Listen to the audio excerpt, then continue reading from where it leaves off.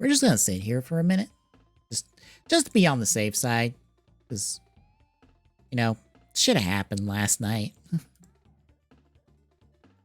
We're just gonna wait and see.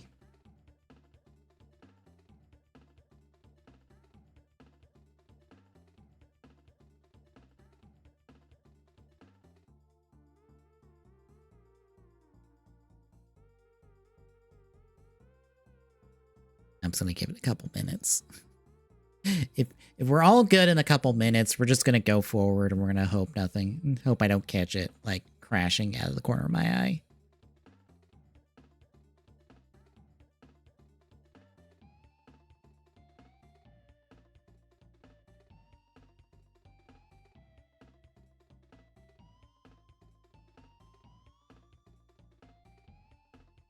But yeah, the evening, folks. How we doing?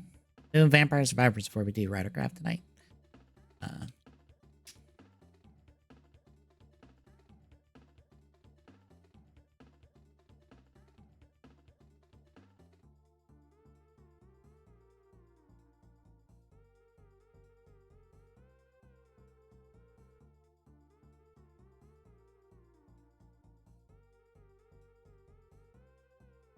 All right, I think we're good. So we're gonna hit a button and go.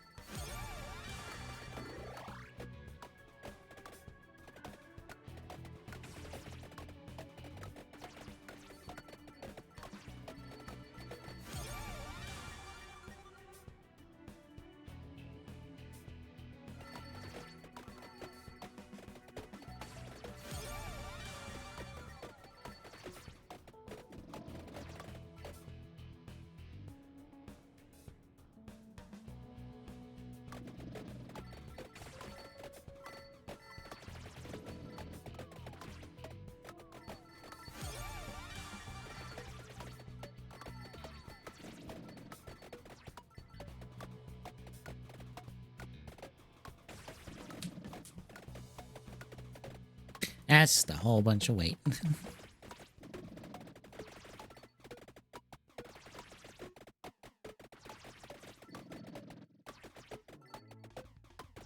Speaking of waiting, the Godred movies apparently hit either digital or physical. Because the Raw is out at the moment. I haven't bothered to watch it because I'm just going to wait on the subs on that one.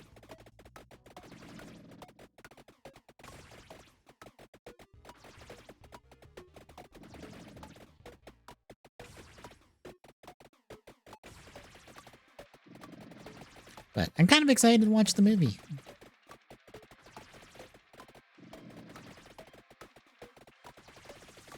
I also didn't take advantage of any Black Friday deals just because I'm not really in a position to take advantage of any Black Friday deals, unfortunately.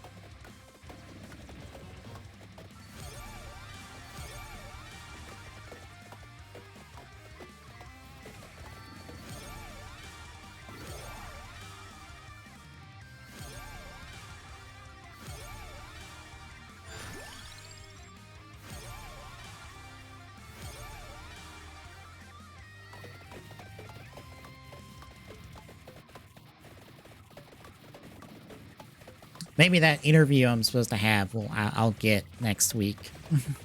Maybe it will turn out well. I don't know.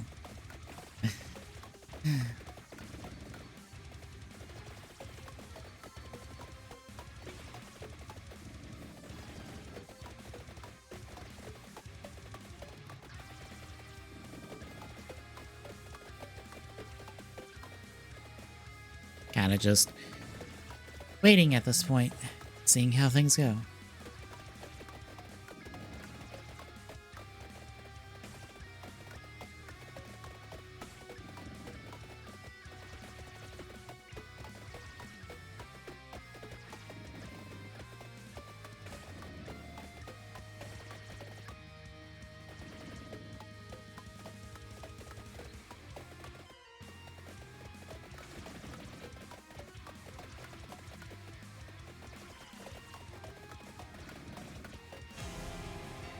Oh, oops. Let the boss get to me.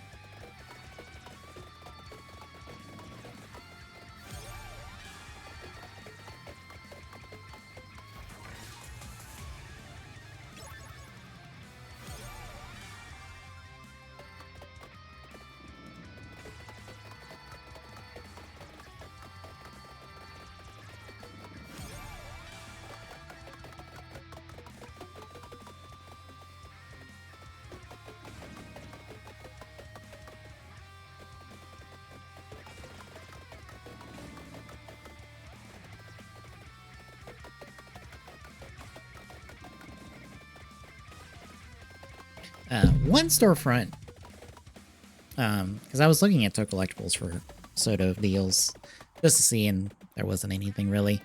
One storefront that I know gets posted in the Soto Pop Discord all the time. They actually had the few of the premium Gotchard Soto sets like deeply discounted, which I'm like, damn.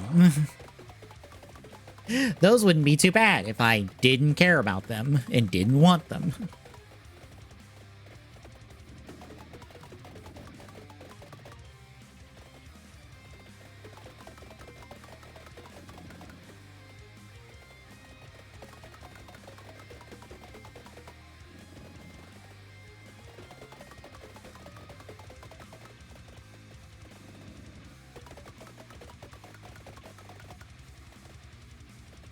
But Crunchyroll had all sorts of discotheque stuff. Especially the discotheque stuff I have like favorited on there, like discounted. I was like, oh, they even had Pokemon Adventures volumes discounted, which I am, because I was reading while I was letting some stuff print this past week. I'm on the last volume for my reread of Ruby Sapphire. I need to read that and then get through, what is it? That, Fire Red Leaf Green, Emerald, and then Heart Gold Soul Silver. And then I've read through everything I currently have. And I think that's also everything I originally read through when I first read through Pokemon Adventures, like way back in the day. Because from there, it's moving into Black and White, which some part of me feels like I've read, but I don't think I have. I think I did, and I read some of Black 2, White 2 that was like released at the time. But I definitely know I have not read Black 2, White 2 or X and Y, and kind of like everything forward from there. So like my plan is at the moment with those, as soon as I'm able to, is pretty much like read an arc, pick up the next arc, read that, and then pick up the next arc, and kind of like do that until I'm basically caught up.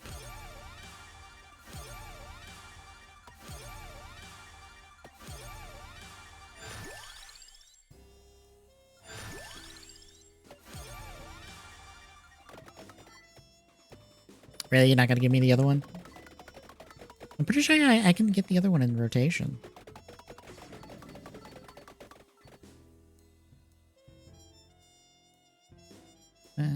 Oh. Let's go ahead and pick this up. I forgot that the gun takes that item. Because right now, I think release-wise, we're on Omega Ruby Alpha Sapphire? Yeah, we're on Omega Ruby Alpha Sapphire. I forget if we're on the last volume of that or not. I think we are soon-ish in terms of, like, the collected volumes, which is what I get. Because, you can find adventures stateside in technically 3 formats. There is, like, the main collected volumes, which in Japan, they are sequentially numbered. In the States, for whatever reason, after Heart Gold Soul Silver, they, or no, not after Heart.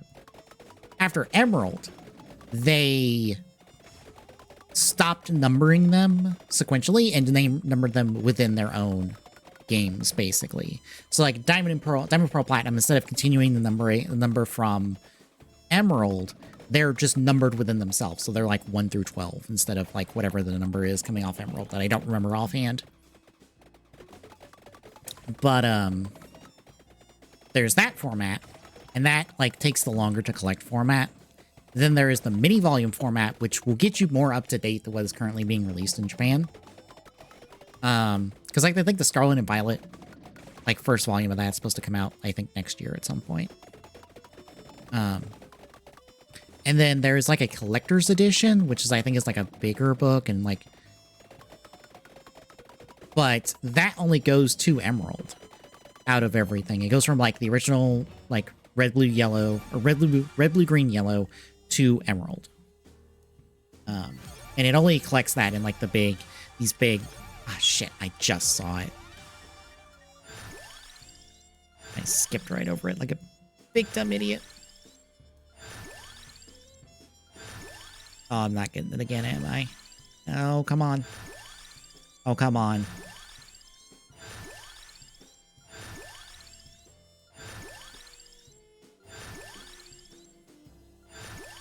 I will use every reroll I have.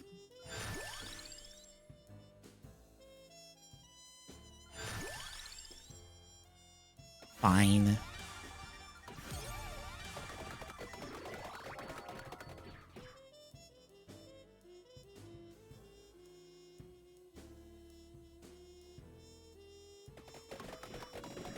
Be that way, game. It's my fault anyway.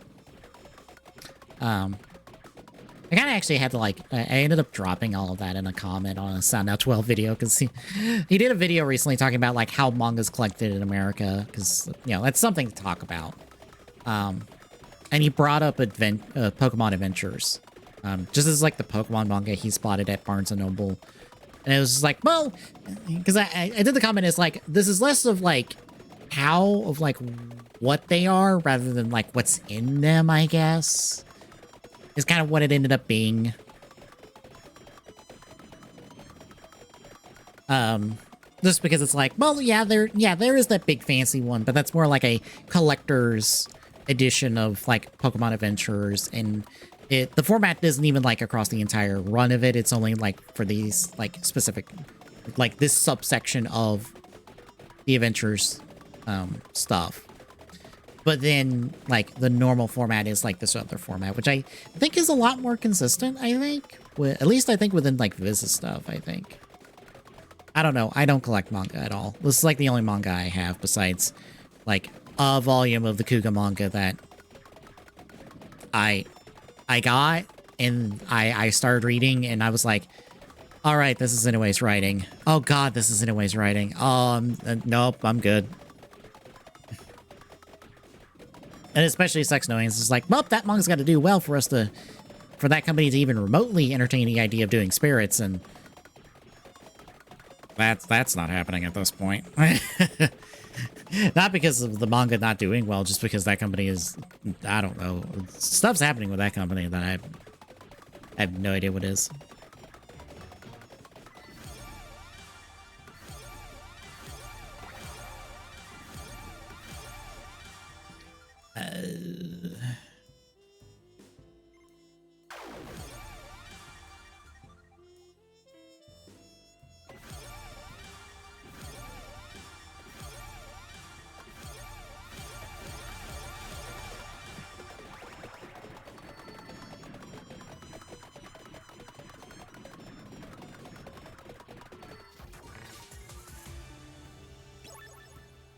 Alright, that's evolved once. It basically evolves within itself, so we're just gonna have to, like, level it up again, like, 5 more times.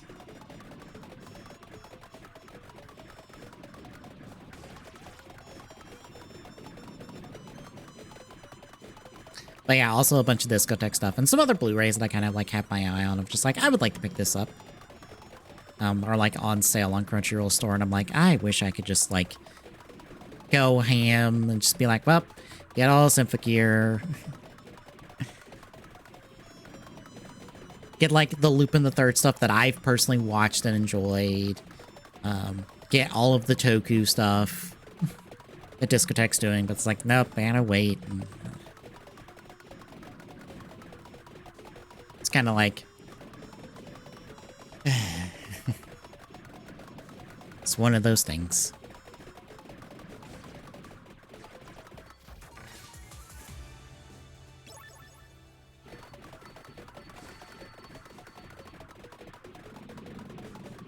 I kind of have hopes for this interview that I'm supposed to have at some point next week. I guess if I don't get it, like, towards the end of, like, next week, I might email this place again. Email this place being like, hey, I never heard back from anyone. Is it still open? Is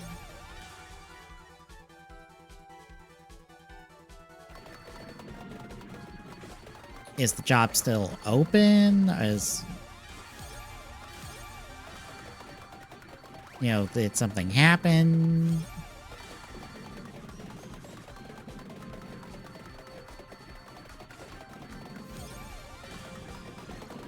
You know, I'd like to know.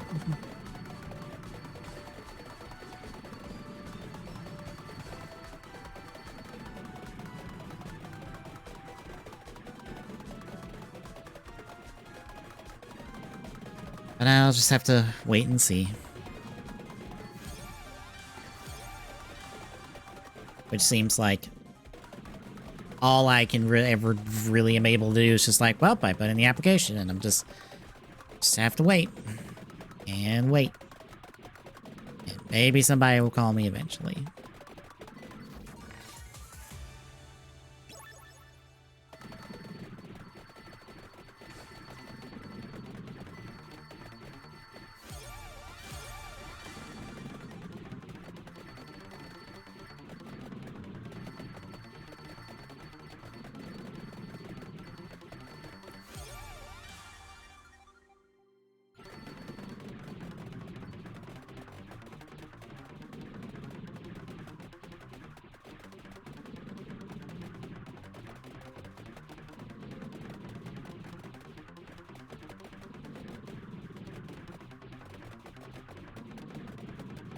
Oh, the one thing especially was the, on that one website that had, like, discounts and stuff, they had the discounted soda stuff. The only reason I really wanted to check it out after the fact was, the, like, Kaguya file. Basically, the special binder they did for, basically Legend Rider stuff. For Legend. That has, like, the Poppy, Chalice, and Arc 1 cards. Was, like, deeply discounted, and I was like... Ugh. If only. Hey, Double Spidey, how's it going?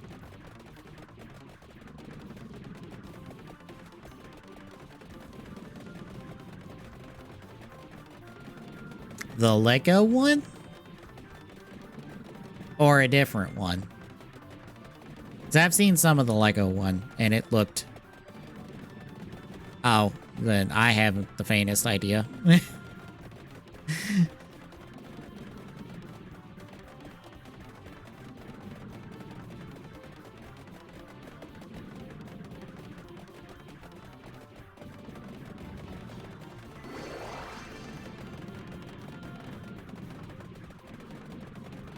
It's fine.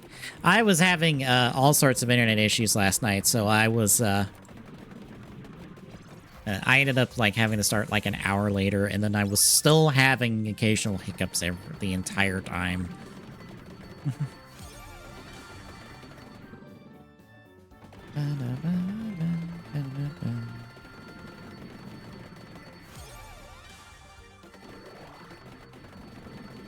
Light up. Motrium trailer? Okay.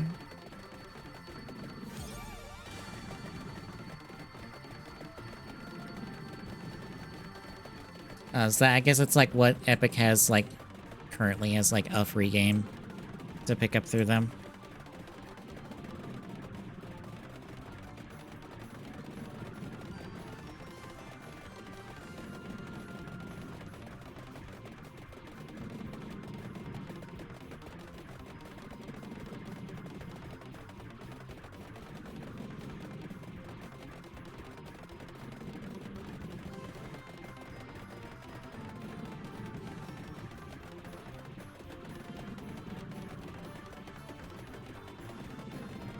Potato. Am I?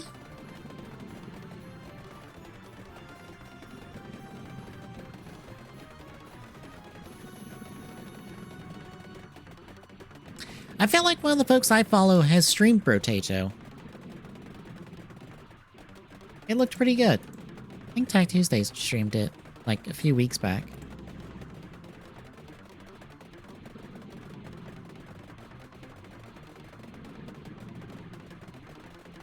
I'm skimming through this light Motrium trailer. Is this like discount indie like Horizon? Because that's what it feels like.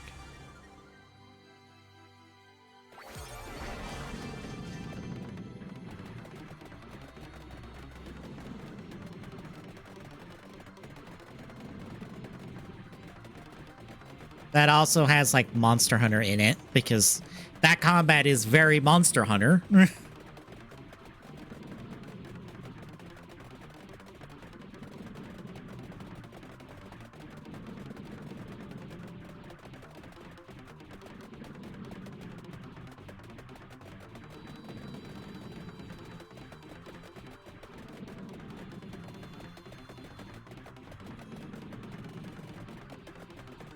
Who is making this? Out of curiosity.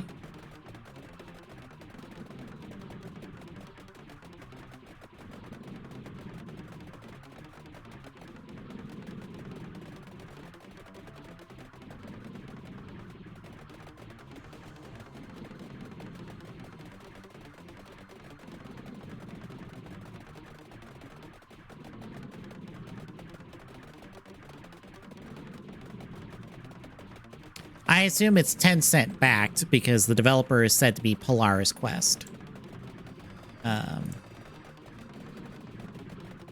Okay, it's a subsidiary of 10-cent. Okay. I was about to say 10-cent's a publisher. They don't...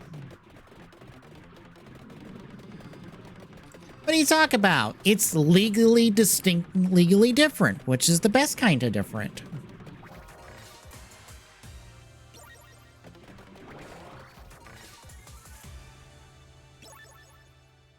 Fine.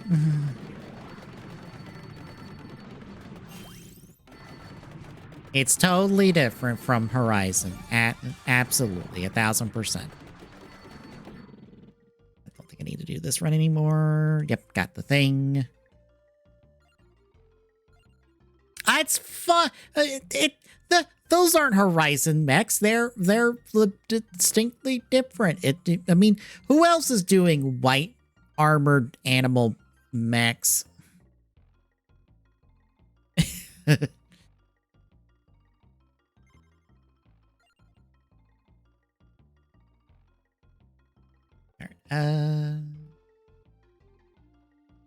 Right, I am broke. I need cash.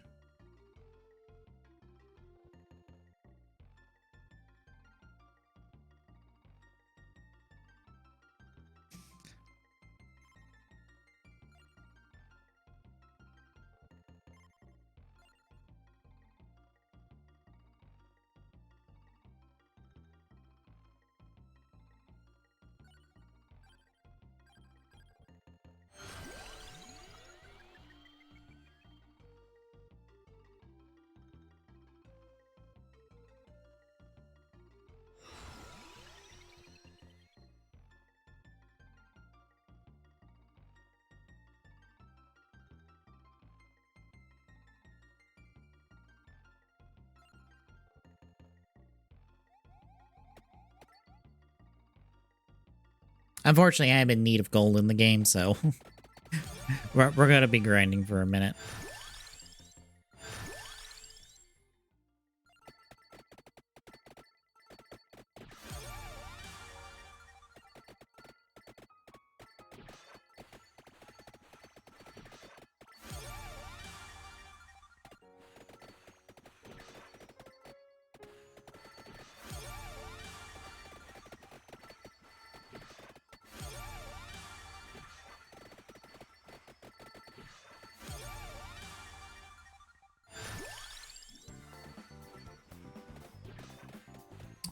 I did see, this is kind of dated to about like 2017, 2018. At least I'm rough estimating that based off a comment someone dropped.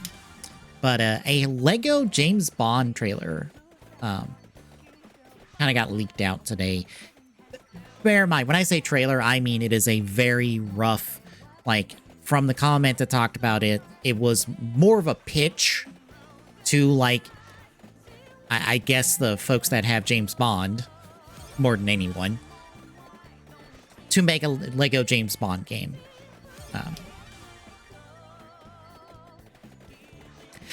I would say a concept trailer, but it was more like kind of like a rough, like, animatic, basically. Because, like, nothing was really finished. It was more just, here's, like, like, Lego versions of, like, the various people who have played Bond, acting out a few different scenes from, or doing, like, specific scenes from different movies and stuff. But the person who commented it, because the initial headline for it said that it was for LEGO Dimensions. Basically kind of like planned for their year 3. But the commenter clarifies, like, no, this was after year 3 was kind of like more or less canceled and they were moving on. Interesting enough, the latest Bond thing in that trailer was Casino Royale that I noticed.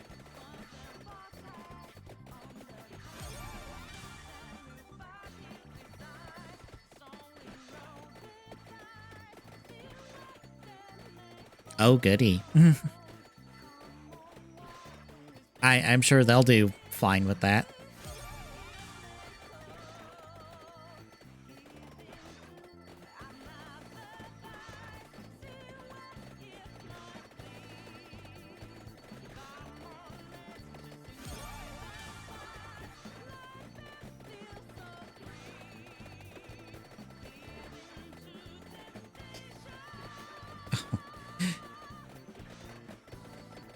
I don't think Acolyte will do any better as a book, to be perfectly honest.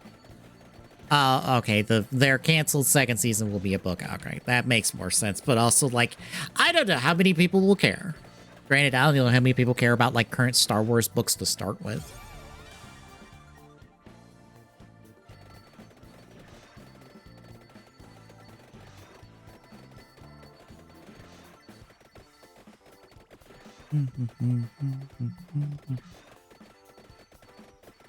Oh. Oh no, what are they doing with Watch Dogs?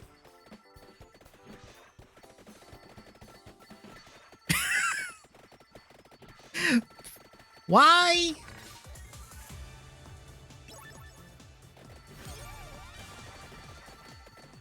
What? Of all things, Legion, really? Like, I just point to Monty Xander, and who I followed, that did a deep dive into Watch Dogs Legion, just points out, wow, this game sucks ass.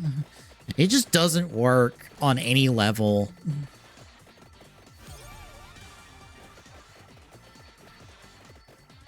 And it's like an incredible step down from like Watch Dogs 2 on like a purely gameplay level.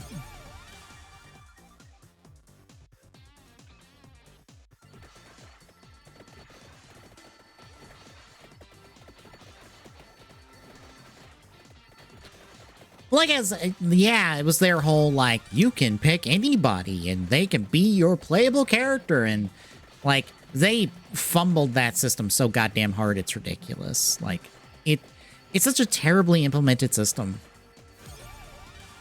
that just doesn't work and doesn't really give you anything.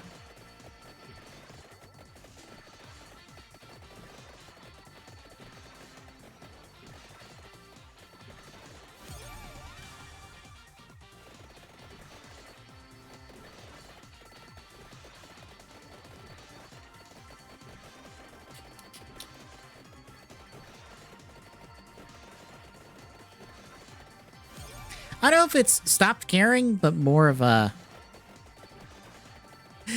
More of we have no good ideas here, except for the one person who was like, I really want to play Cyberpunk. I really want to be working on Cyberpunk because there's one plot in there that's like, sir, were you looking at Cyberpunk this whole time when you wrote this? Because it certainly feels like it.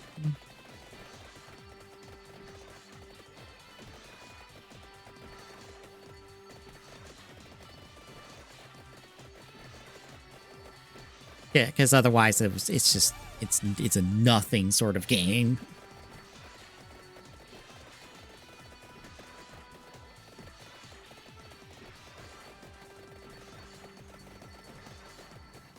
Honestly, if you want to hear more, like a deeper analysis of it, Monty Xander on YouTube, they have a full like breakdown of the game.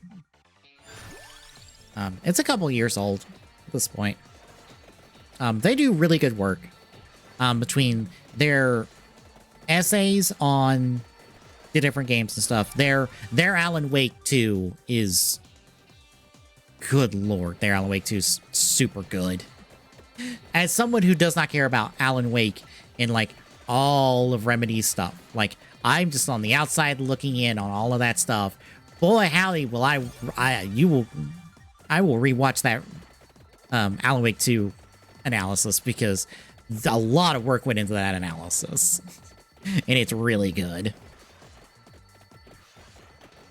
But that, and then their secondary channel, Lore Dump, which is just, hey, someone is going to take two of their mates through the stories of a video game franchise.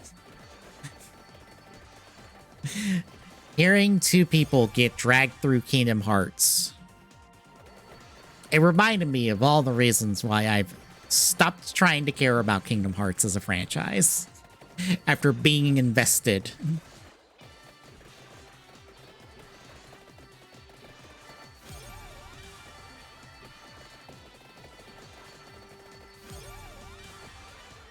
Oh no, it is. It's still around.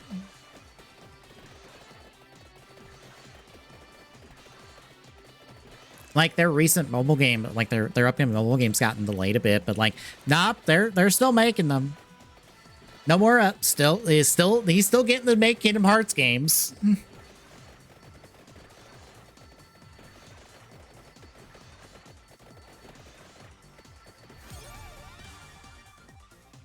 Like I said, being reminded of all the writing faults of that franchise reminded me of like, oh yeah, the aspects I liked about this, I can just not have to engage with the games to enjoy them. There's a reason, like, I really love Kingdom Hearts 2. I love the Kingdom Hearts 2 randomizer. That's about as invested as I want to be in Kingdom Hearts these days. I could be persuaded to try the Kingdom Hearts 1 randomizer. Just because.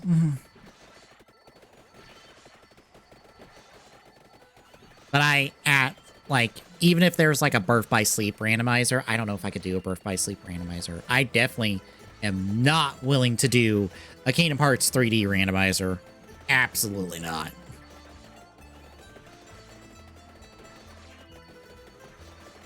That game would be no fun as a randomizer.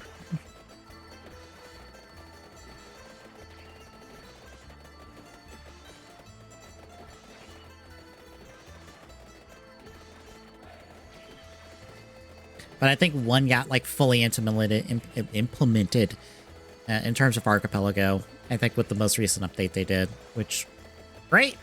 That's fantastic. I'd like to not play that one if possible. Like,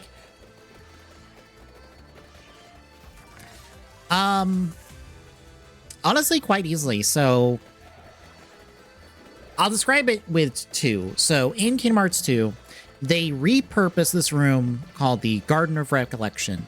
In the normal game, it's doors that lead to like 13 super bosses. In the randomizer, each of those doors instead takes you to one of the different worlds in the game. So for randomizer's sake, you'll be given like a specific item that will let you access that door. So like you may have an item. Yeah, the 13 hooded guys. Yeah, that's basically the super bosses of 2. Like I said, instead of to those super bosses, it's doors to those worlds. So you might have an item that lets you go to do Twilight Town, or you get to do Mulan World, or Lion King, basically. And the chests, along with the items you end up getting off different required fights and other like specific events and stuff, like completing the worlds, that's where all your items are. So like your abilities, your keyblades, your form changes, basically anything and everything you would have access to and you would get normally over the course of the game gets scrambled across all of these different checks and chests and all that stuff. It's honestly really fun and really great. It's not like difficult, especially because you can do easy mode or you can do like beginner mode with it. So it's not like a hard thing to do. You honestly don't have to worry about levels because as you go through the game, you're naturally going to like get pretty well leveled up over the course of it. And in fact, in terms of randomizer settings, you can bump like your XP gain to like huge amounts. So you really don't have to worry about levels. And like feeling like you're going to be under leveled going into specific worlds and stuff. But yeah, it's like if you want a more casual randomizer, I would suggest 2. Because it is a nice casual randomizer. Like it's not super hard unless you want it to be hard. Your chests and stuff basically are right in front of you like 90% of the time. Like you don't really have to go out of your way to find the chests to get those checks. And even if you miss them, you'll have access to the world. You have like pretty well free access to the world once you complete it. So you can go back and check for them. Jiminy's Journal still works and gives you pretty much a look of like, hey, these are all the chests in the world. And it will have them basically in the order you would normally get them. So it's kind of easy enough to like intuit or like figure out like, okay, I'm missing like the 6th chest in the world, basically. So you can kind of go, okay, I started here and went to here, so it has to be between these 2 points.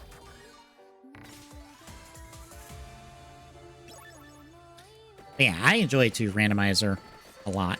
It has a lot of good options and stuff. And even like good completion option too. Like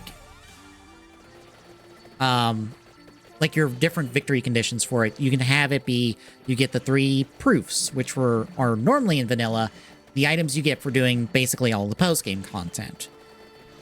And this here, they're in like the scrambled like item pool, so you're trying to find them. You can also do lucky emblems, which are again just the thing that's in the item pool, getting so many of them. You can do world completion. You can do, you know, bosses, basically beating specific bosses. There's lots of different options for like how to do a KH2 randomizer at this point, because they've been developing it for a few years now. And even better, you don't have to emulate to play it. You can use the PC version. Specifically, like the PC, like the Epic or Steam version, either version, because I believe they've got them both running because they're technically 2 different versions. Technically. It's weird and dumb, I know.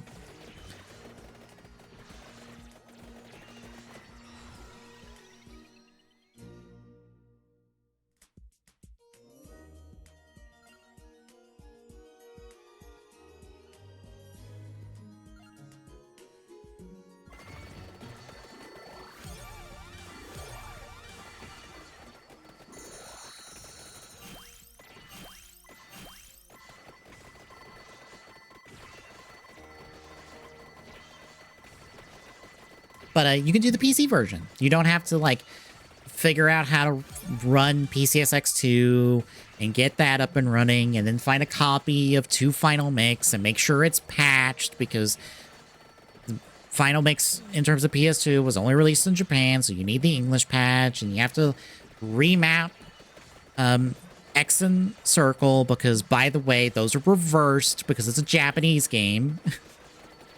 And X is cancel instead of confirm in Japan. Trust me, I've made that mistake. But no, you can just play the PC version. You know, I play on the Epic version because that's the version I ended up getting for it. Plus, the version you get, it's basically all the other games, because it's that, like, compiled, like, 1.5 plus 2.5 collection. So if you feel like trying the other games, you can try the other games. If you don't want to try the other games, you can ignore them. Because I'll say this, and I'm sure somebody will have an opinion about this. Kingdom Hearts 2 is the best playing Kingdom Hearts game. It is the best gameplay the franchise ever had. It has never really played as well as 2 did. Just across the board.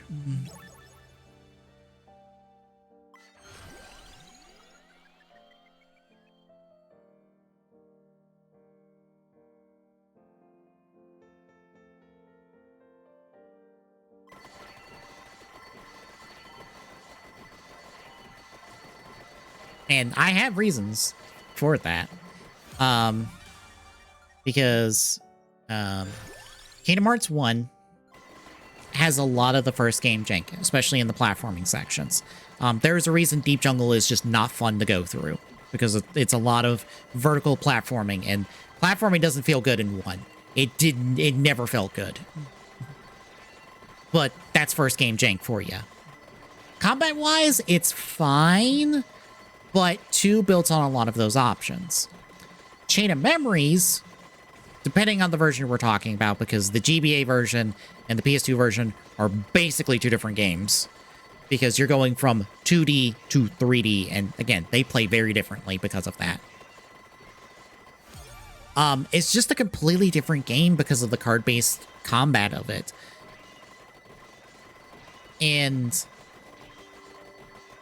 it's fine, but like I said, it's basically a completely different combat system from anything else in the franchise. So it's really hard to like put it up against the rest of the franchise. I'd say it plays fairly well. I enjoyed it. But you do have to like rely hard on slates in that game, i.e. playing 3 cards in a row.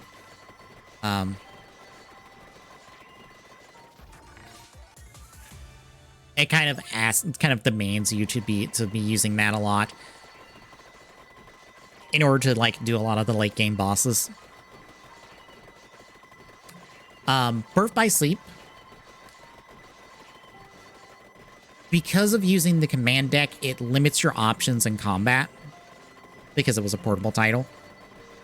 So you don't have a lot of options on you, in combat, like per combat setting. Whereas 2, you have a lot of options available to you, and like, bear in mind, Kingdom Hearts 2 is not balanced. I'm not going to argue balance, because no game's balanced. What's important is viability. In 2, all of your options are viable. Every summon has a use. Every form has a use. Every ability has a use. Some of them are going to be more niche than others, but they have uses.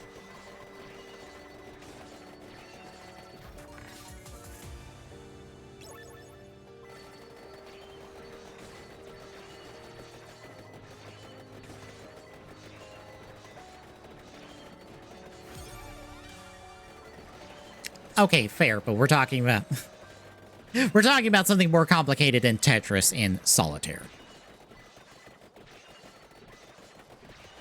But as I was saying, with Birth by Sleep, not all of your options are really viable.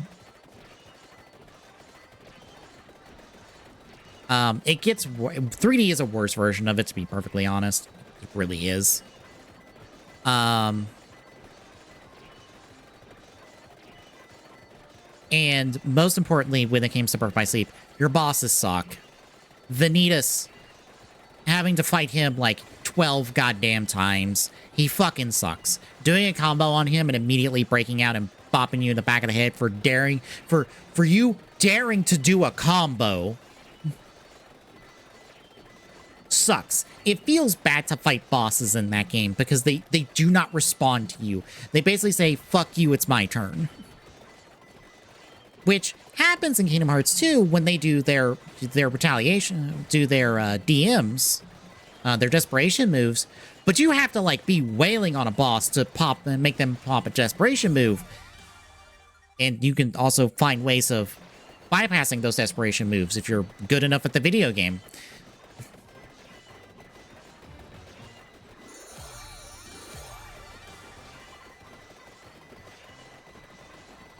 But yeah, like 3D is just worse of Birth by Sleep because guess what your best option is in that game? Balloonra. Why is Balloonra your best option? Because you pop the attack and it's a bunch of auto-homing balloons that bop the enemy in the head. That is your best option. That is your best option 90% of the time. Nothing is better than it. Nothing is even equivalent to it. And that sucks.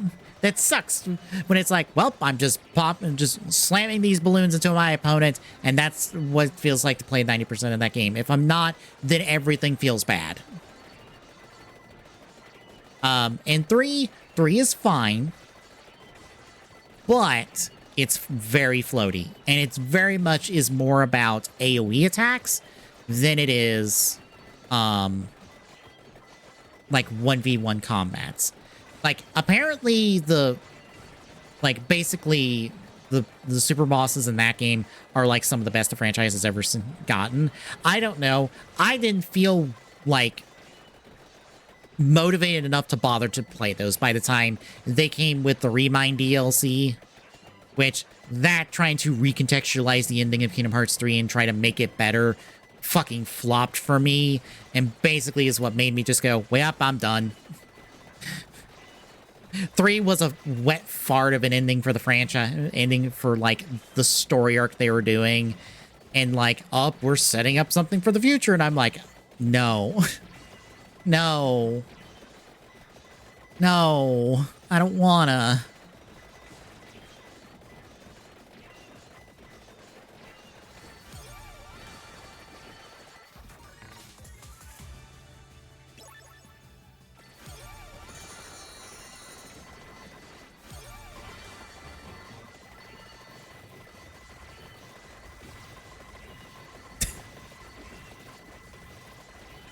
I have the same opinion of 3 of, like, some speedrunners. Because I follow some Kingdom Hearts speedrunners, and you guess what they all said about Kingdom Hearts 3 before that game came out?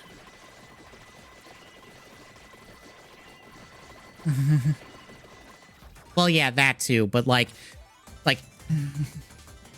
the 3's combat feeling floaty. You know who the first people were to say that after they got their hands on that game? Fucking Kingdom Hearts speedrunners who got invited to an event to play that game.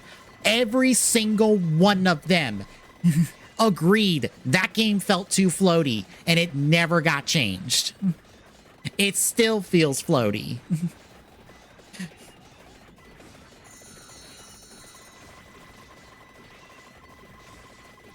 And trust me when I say this, speedrunners are some of the, like, if you want the nitty-gritty of how a game plays, just turn to speedrunners, because they will have games figured out to a T.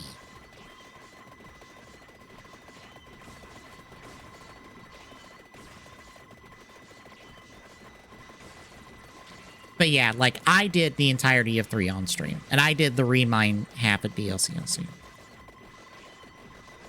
Floaty is less like Sora being able to fly and more like, how do I describe this?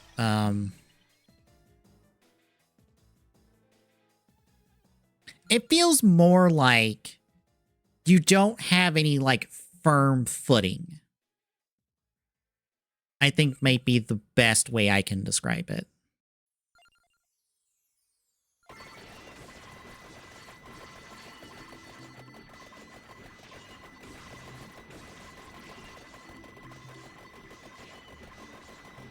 It feels less like you're flying and more like you are always kind of like hovering off the ground. Yeah, weightlessness. Yeah. You feel like you don't have any weight to you as a character. You feel weightless. It feels less like you're fighting on like a place with gravity and more like you're kind of fighting on the moon. Is what it feels like.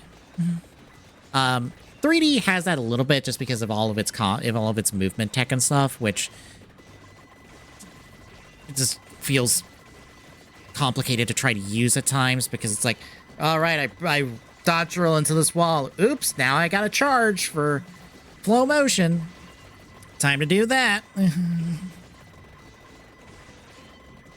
Flow motion feels a little too easy to use. And it's like, I would like this to be a little harder so I don't accidentally do this all the time. Also in 3, your basic like Keyblade combo sucks ass. And that is like a downside of any Kingdom Hearts game. It's like, if your Keyblade combo sucks ass, like your bread and butter, like just tap square 5 times. If that sucks and it feels bad to use, then you fucked up. Because that is your bread and butter. That is the thing you use to use as you like maneuver between all of your other options. And unfortunately, 3 doesn't feel good. 3 doesn't feel good. 3D doesn't feel good. Hell, 3D's party system doesn't feel good either. Like, anyone who complains to you about Donald and Goofy fucking up and being terrible, make them play Kingdom Hearts 3D. They will go crawling back to Donald and Goofy and apologize to them because you could have far worse party members than them. Your party members in 3D are fucking useless.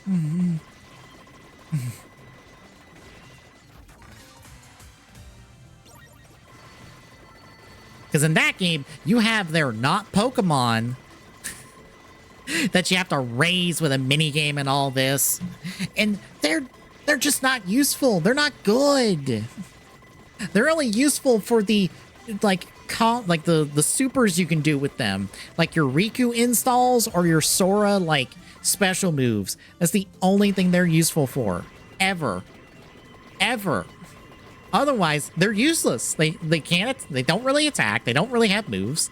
They don't do anything on their own accord. They can't even fucking heal you. I'm pretty sure.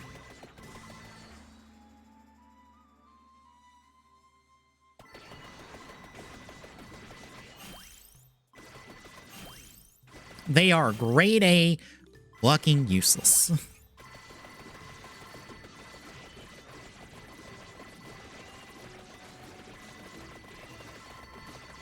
Yeah, that is why 2 has like is the best gameplay, because like all of its options have viability, which no other Kingdom Hearts game really can say that, except 1, but 1 has the first game jank.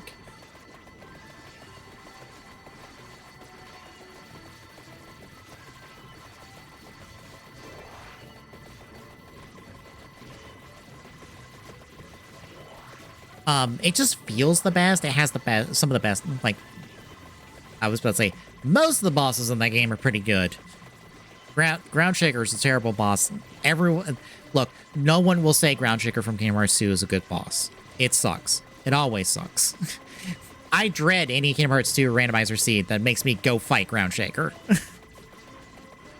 Because I don't want to fight this big-ass fucking elephant creature being controlled by the shaman monkey. No, I don't want to fight it. It sucks. It's terrible. Give me a Zigbar any given day of the week over Ground Shaker. I can go fight Zigbar and his teleporting ass. He's annoying, but I don't feel bad fighting him.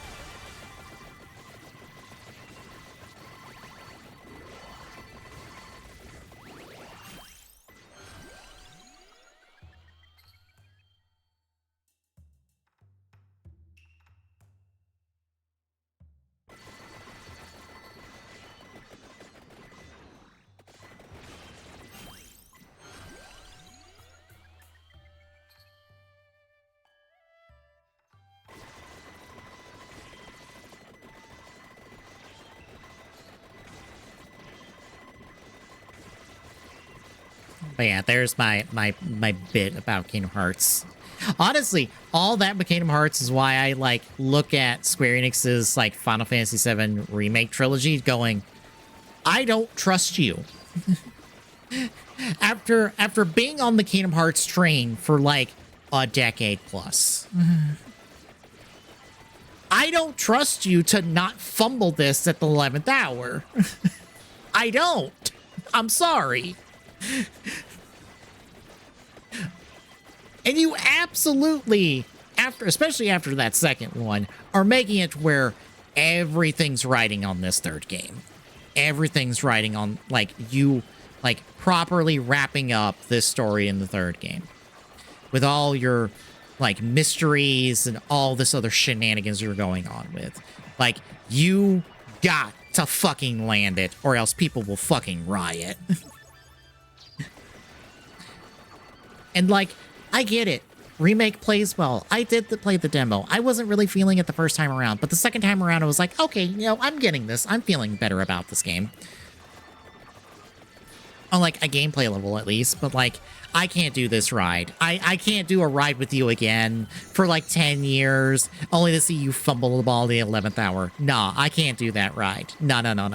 Nah, you gotta prove that you can land it first.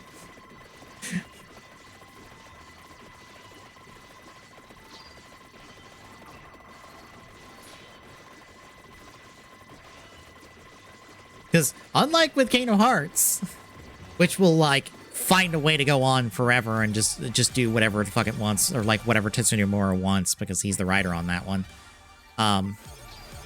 Like, you have to end this remake trilogy with the third game. You have to end it.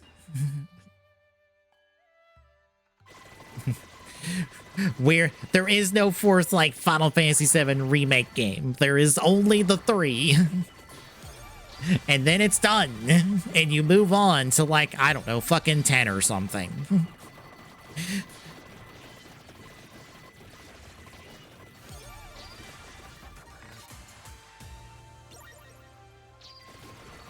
Whatever Final Fantasy game is, like, popular enough to warrant you, like, remaking it from the ground up and making it, like, 4 or 5 games to, like, draw that out as long as possible.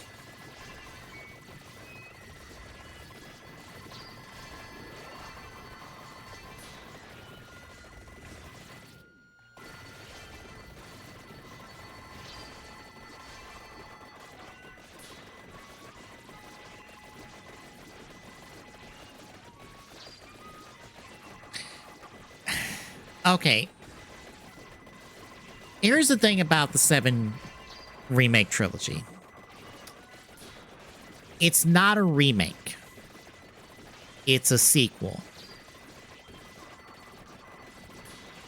All the underlying hints and nods. It's not a remake. It is technically a sequel to Final Fantasy VII. In fact, it is a part of the compilation of Final Fantasy VII. You know, that compilation that included Dirge of Cerberus.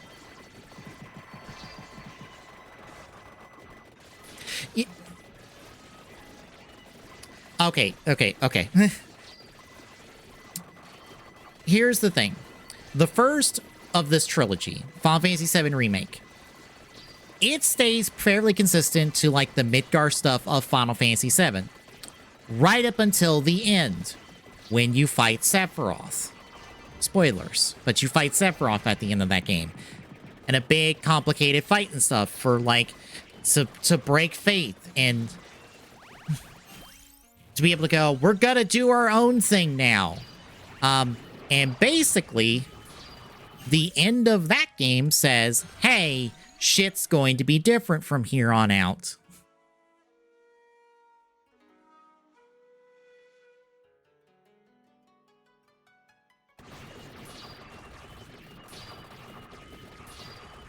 Hell, at the end of remake, you technically by your actions prevent Zack from dying in an alternate timeline. Because by the way, there's several timelines going on in the Final Fantasy VII Remake trilogy. Look, these games get fucking complicated. I know about them because I have watched and read about them. But yeah, no, Zack does not die because of your actions in Final Fantasy VII Remake in an alternate timeline. He lives. He gets to live on. He gets to do shit in Rebirth. Because again, this trilogy is not remaking Final Fantasy VII. It is, but the underlying story within the remake isn't. It is a sequel. Because basically, Sephiroth has time traveled from the future, from being in the life stream. He has used the life stream to somehow travel back to the past and started fucking with shit in order to, you know, not die and get what he wants. Aerith followed him and started fucking with shit too. And that led to everything that happened in Remake. Because, by the way, Barrett dies in Remake and gets revived by the spooky plot ghost because they're like, nope, you can't die here. We're reviving you. Sephiroth straight up murders Barrett in the office. And he gets revived by plot ghosts because, oops, you're not supposed to die here. Because the plot ghosts are trying to keep the game on the rails of the original game up until the end where you blow them all up.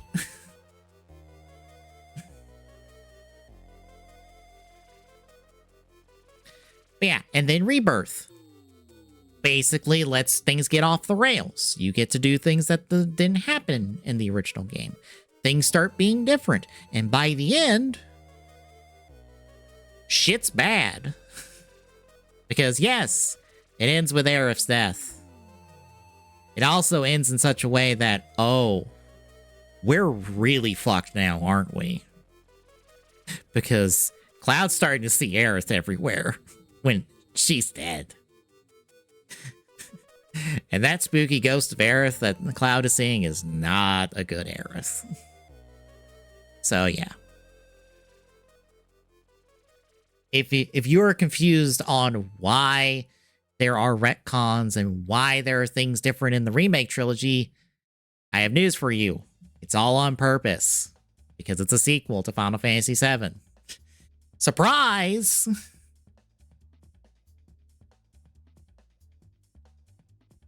Because again, they've not said that. But the underlying story very much is screaming at you, by the way, this is a sequel to Final Fantasy VII. You should probably know what happens at the end of what happens with Final Fantasy VII before you play these games. Because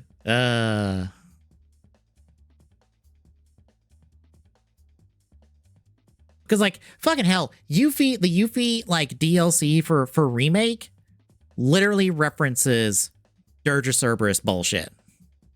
Literally is referencing Dirge of Cerberus bullshit. You know, that third-person shooter that no one liked.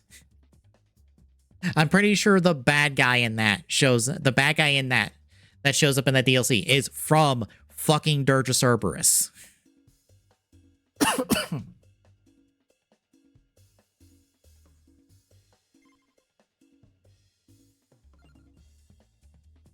Yeah, so honestly, I think some people don't even realize that 7 Remake is when it came out was just the Midgard stuff. Like some people didn't know that was just going to be the Midgard stuff. And are like, wait, that's it? And it's like, yep, because they're making 3 of these.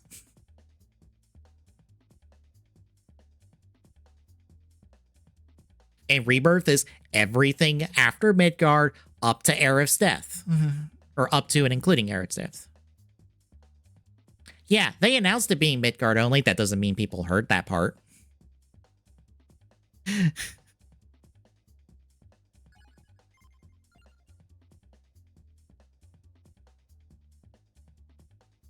I can almost guarantee there were some people that saw, ooh, 7 Remake, played it, and went, wait, why is it just Midgard? Why did it end there? Some people won't hear those announcements, unfortunately. I guess I'm fully evolving this weapon next. Yeah, that's what it is, and I need that sub-weapon, basically.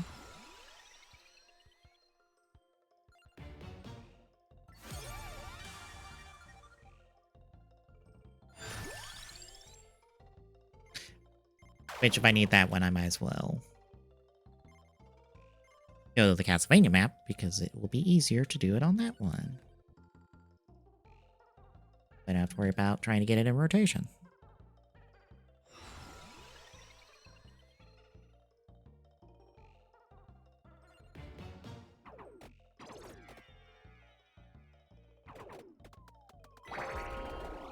I'm pretty sure technically remake retcon stuff and change stuff. Like I said, you save Zack from dying in Crisis Core.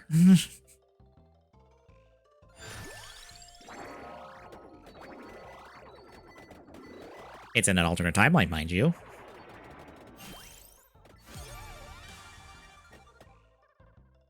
But you do, in fact, save Zack and prevent him from dying. Because you've said, fuck the rails, we're off the rails now. And there's all sorts of timeline shenanigans going on in 7 Rebirth, which is, again, look at anybody who does a deep dive analysis of those 2 games, and you'll get the entire, like, this is what they've been doing the whole time. If you've not seen it, here's the entire, like, underlying story that they've done.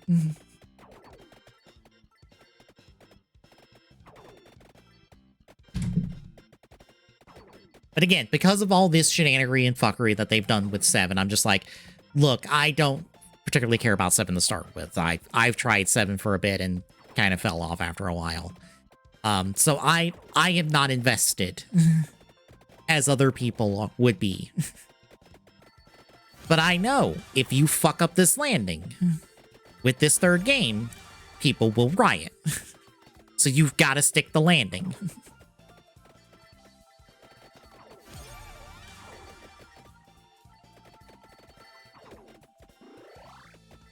You gotta give people a satisfactory conclusion to all of this.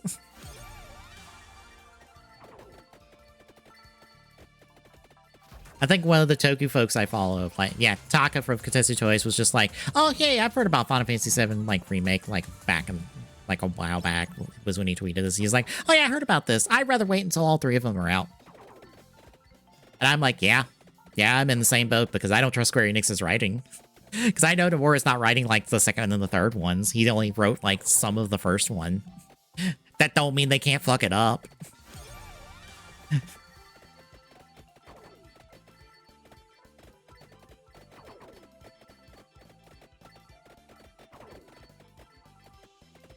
Like, the 3rd one will be out within the next, like, year or 2.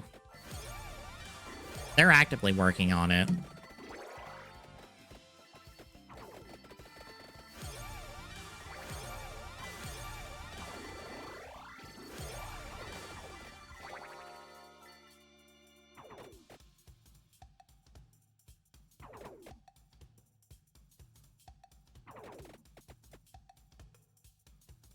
I'm not even waiting for a bundle. I'm just waiting for the 3rd one to come out. Just, here is the 3rd one. Here is the end of the story. That way I can, you know, I can see, did they fuck up?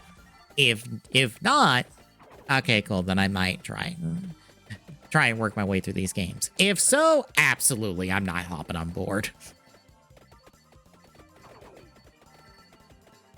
Look, between Kingdom Hearts and Yu-Gi-Oh! Arc 5, I've done my run with, like, long-running stories that have fucked up real bad at the end. I can't do that ride.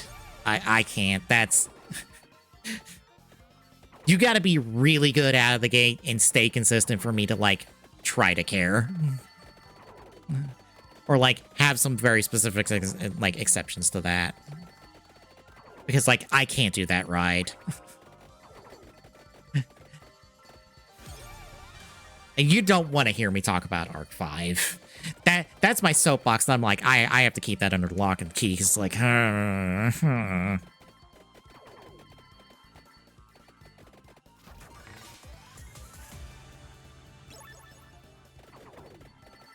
That did damage. That did damage that I'm still not okay with.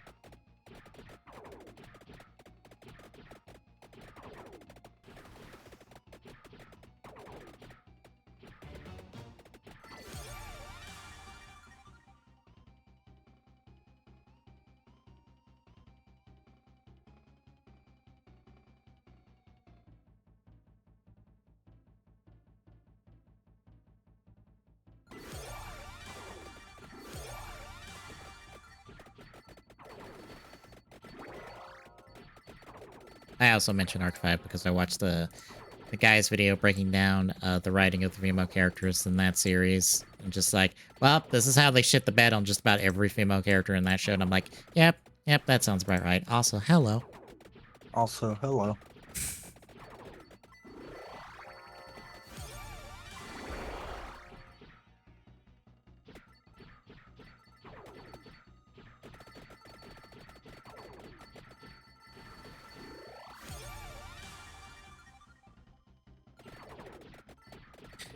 So guess how many frames I have dropped since I started streaming? All of them? None. Like 0.4% of frames I have dropped since I started. Sounds about right. I literally tried. I downloaded Streamlabs OBS to try to, like, get up and running last night. And even that wasn't cooperative. That didn't solve the issue. I literally... apparently, it took me restarting my router, and even then, I wasn't sure on it, because at the time I restarted, it was like an hour later from when I was supposed to start. You were still frying the buffer for the first little bit, but I think it wound up straightening itself out. It did, and it had its moments every now and again. Unfortunately.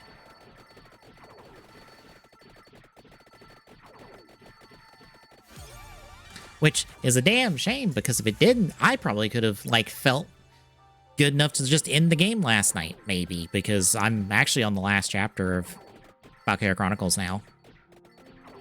Nice. Granted, that last chapter is 2 maps, and I know how difficult and kind of, like, I want to come in with more levels and, like, more upgrades than I have for those 2 maps, so I don't know if I would have committed to that or not, but I would at least have tried the first map to see if I could have done it. After I got through, like, 20 cutscenes, because there's a lot of front-loaded cutscenes in that one.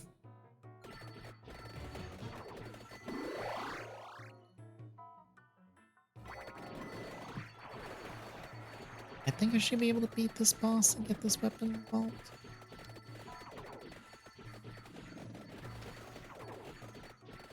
Oh, we should have the subs to the Gotchard movie soon. Maybe. Yeah, it's out in raw form at the moment. So someone's working on subs on it, I hope, and we'll have subs soon. I kind of am excited to watch that movie, to be honest. I know Gotchard doesn't have a whole lot of love for it, but I like the show. I want to watch the movie.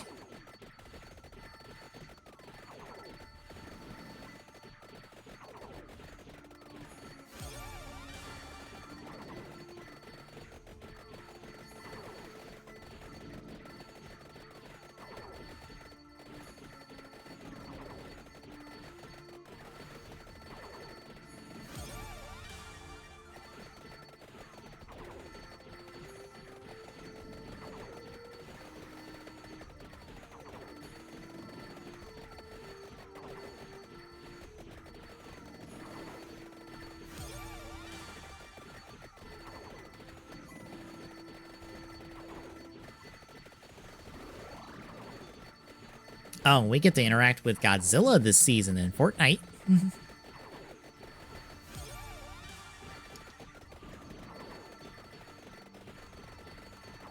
Okay. I don't know how the interaction will be. He's on the map, apparently.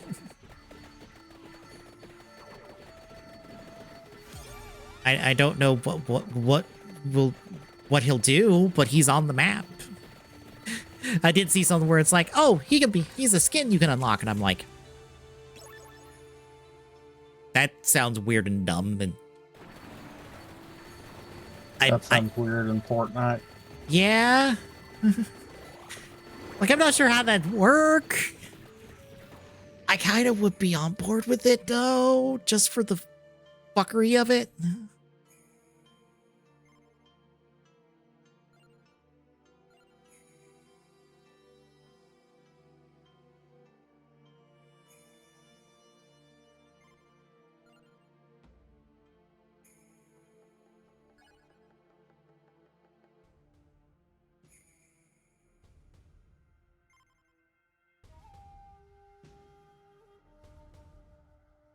slowly getting through all of the second half of Ode to Castlevania.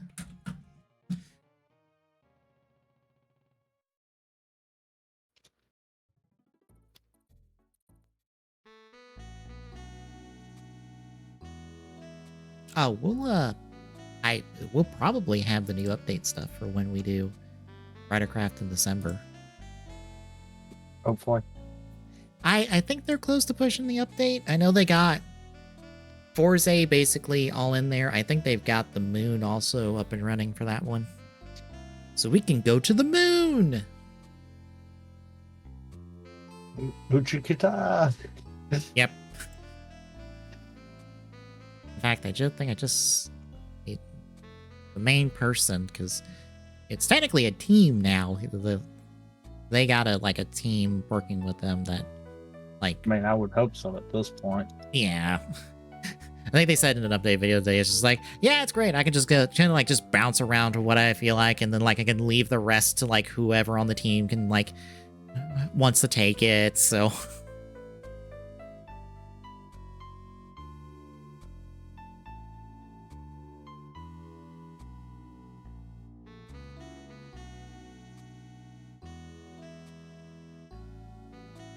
yeah, here is the picture from their Twitter of Forza on the moon. I assume we would need the one Astro Switch that made the gate to get to the moon. Probably. And I assume there's something specific Astro Switch wise on the moon. Probably most of it, actually. Yeah. Looking at how they did Deno. And how they've really done Gaim. Mm-hmm. Like, I know, like, Rabbit Base will be there, but I don't know what else will be on the moon.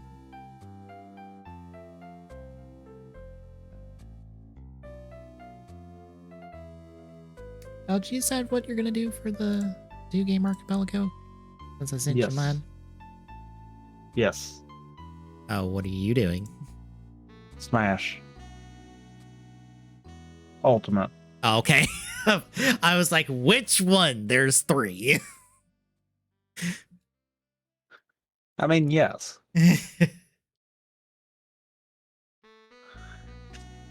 Is it like the Land of Light one or the quick play one? Oh, okay.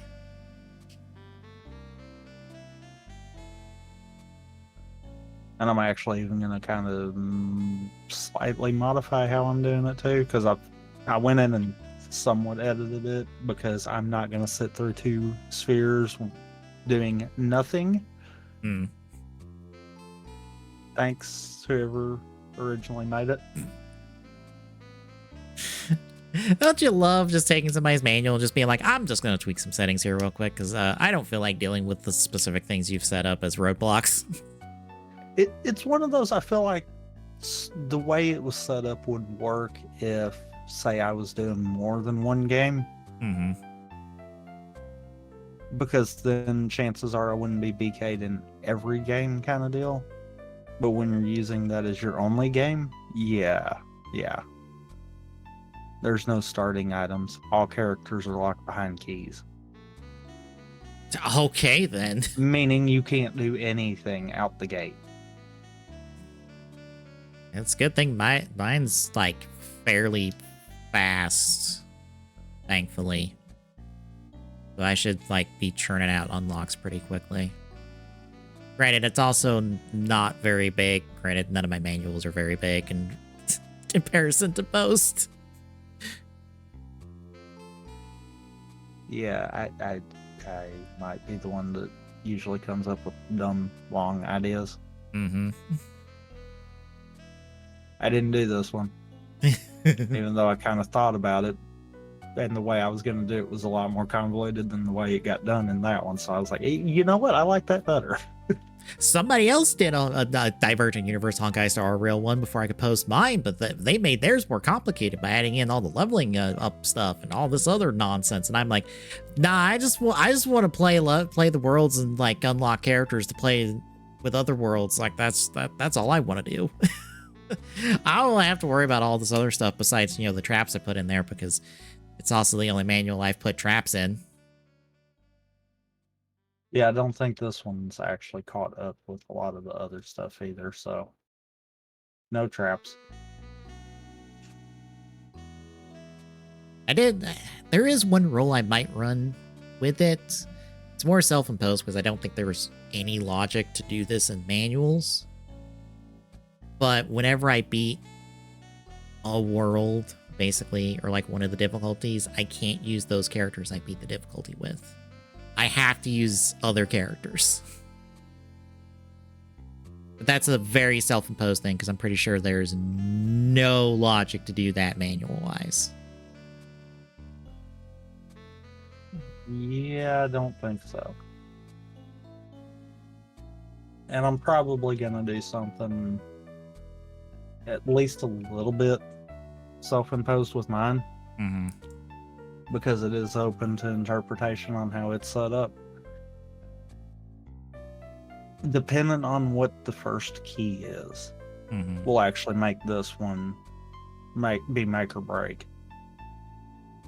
But I think I'm going to limit myself to only being able to use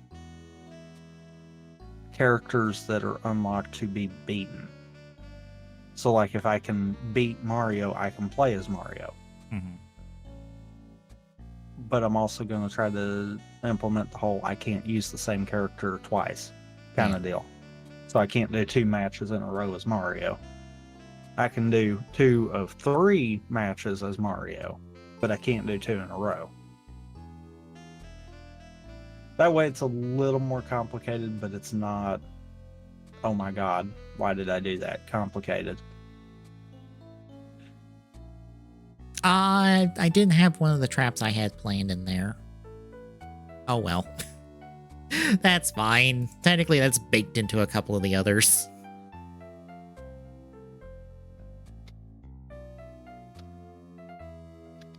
I am in here waiting on you.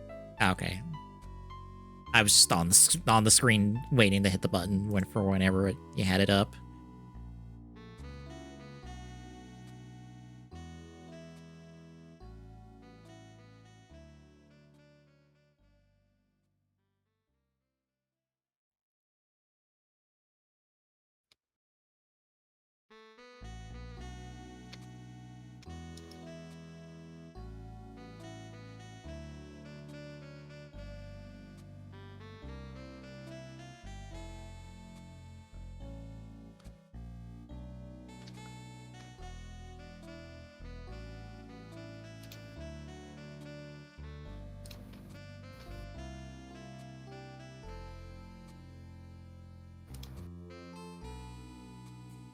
Well, I said it should be up.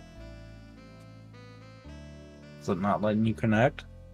1 second. I forgot to swap around mods and stuff. Oh.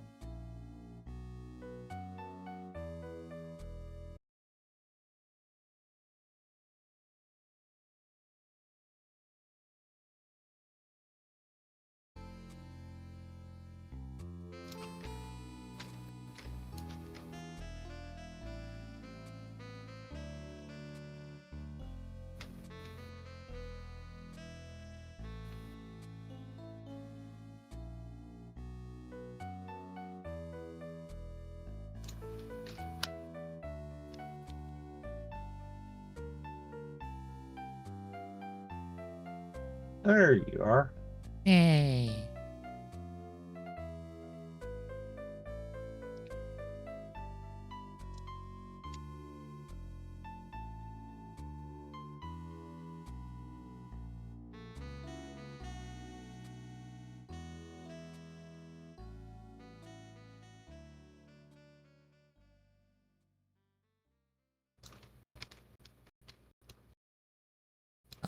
Before we swap over, I'm gonna use the restroom real quick. Oh, I mean, I'm good to swap over, truthfully.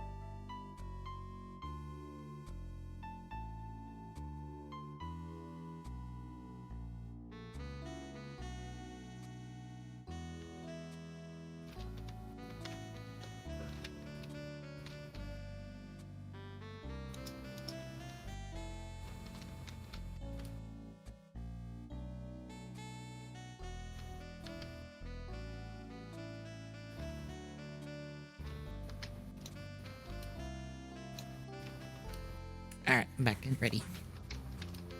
Okay. I should be ready too.